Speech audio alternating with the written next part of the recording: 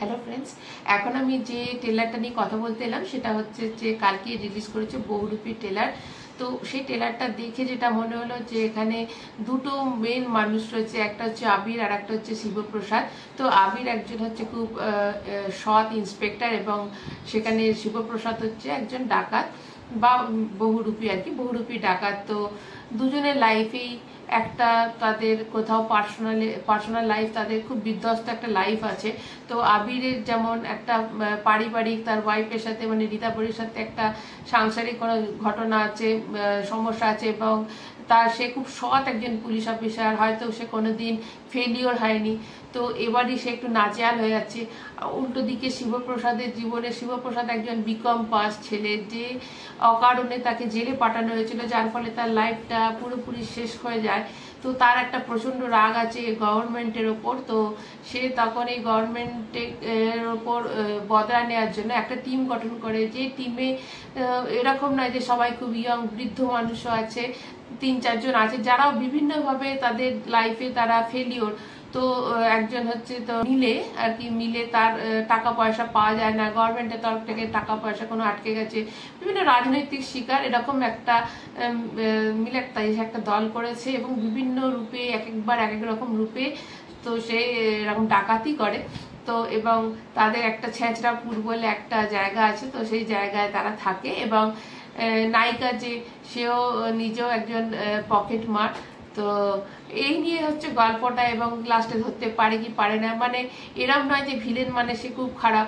একটা অবাক লাগে যে শিবপ্রসাদ চাইলেই কিন্তু এখানে অন্য কাউকে, কোনো বড় হিরোকে কাস্ট করতে পারতো, তো সেখানে সে না করে সে নিজে করেছে। তো এটা একটা খুব ভালো লাগলো আমার, যে কোনো স্টারকে না নিয়ে নিজে করেছে। আবিরের উল্টো দিকে মানে আবিরের সাথে তার একটা ফেস অফ আমরা দেখতে পাবো এবং শিবপ্রসাদ তো মানে সত্যি করেই ভালো একজন ডিরেক্টর, সে বিষয়ে সন্দেহ নেই, এবং ভালো অভিনেতাও, সেটাতে এই ট্রেলারটা দেখেই বুঝতে পারছি। তো এই পুজোর সময় তো অবশ্যই একটা ধামাকা আসতে চলেছে, কারণ সে বিভিন্নভাবে ডাকাতি করবে এবং বিভিন্ন ছদ্মবেশে একবার এক এক রকম রূপে সে আসবে। তো সেইগুলো দেখার একটা খুব একটা এক্সাইটমেন্ট তো এখন থেকেই হচ্ছে আমাদের। আর আবির শেষ অবধি তাকে ধরতে পারে কিনা, আবিরকে যে নাজেহাল করছে সেটা তো বোঝাই যাচ্ছে। তো এই নিয়ে গল্পটা কিন্তু একটা অদ্ভুত, আপনারা নোটিস করেছেন কিনা আমি জানি না, যে কোথাও এই দুটো গল্পই মানে আমি টেক্কা আর এই বহুরূপী দুটো গল্পের মধ্যে একটা মিল আপনারা কোথাও কি খুঁজে পেয়েছেন? যে এই দুটো গল্পই কিন্তু তারা দুজনেই রাজনীতির শিকার।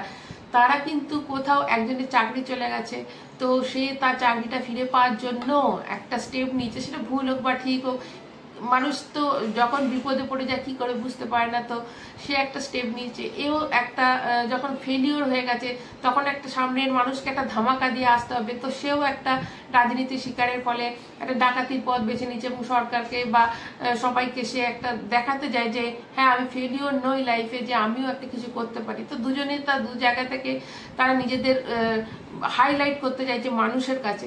তো এই দুটো সিনেমার মধ্যে মিলটা যেটাই পেলাম, যে এই বর্তমান যে রাজনীতি চলছে আমাদের, তো সেই রাজনীতির শিকার কোথাও মানে বাস্তবের সাথে দুটো সিনেমারই প্রচন্ড মিল, দুটো হিরোই, মানে ওইদিকে যদি আপনি দেবকে ধরুন আর এইদিকে যদি শিবপ্রসাদকে ধরো, তো দুটোর মধ্যে মানে একটা কোথাও মিল রয়েছে, যে এরা খুব নিম্ন মধ্যবিত্ত থেকে উঠে আসা দুজন মানুষ, যারা বিভিন্ন ঘাত প্রতিঘাতের মধ্যে দিয়ে এবং বিভিন্ন অনেক ঠকে গেছে এবং সেখান থেকে তারা উঠে এসে তাদের লড়াইটা তারা করছে।